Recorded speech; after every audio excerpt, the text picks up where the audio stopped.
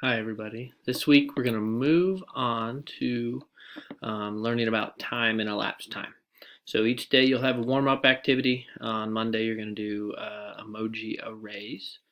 And then if you haven't taken your fraction quiz, there's a Seesaw link here. You will take your fraction quiz. It's only 5 questions. Come see me if you are confused.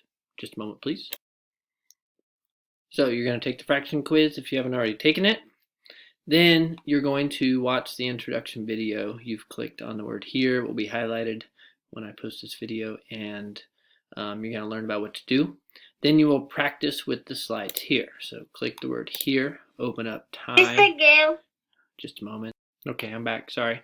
So you'll open up these slides, time and elapsed time, your objectives to be able to tell time to the nearest 30 minutes, the nearest 5 minutes, and the nearest 1 minute. And that is on an analog clock, not a digital clock. And then you need to be able to tell how much time has passed in given examples.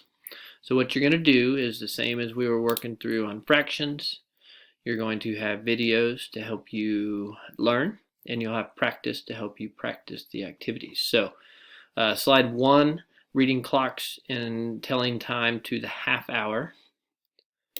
Slide 2 is telling time to 5 minutes and to 1 minute. And then the last slide is going to be the most difficult. For many of you, it's elapsed time. Elapsed time means how much time has passed. So you really make sure you watch these videos and do the practice with those activities. And once you are ready, I have a 5-question quiz about time and elapsed time for you, and we will talk about this during group as well. And as always, if you have questions, make sure you ask me during group or pop into my office hours. And that's what we're doing this week. And then on your main slide, you'll also have the fraction link with extra fraction stuff if you get to that point. So you want to learn some harder 4th and 5th grade math. There's a link there for those slides. Thanks.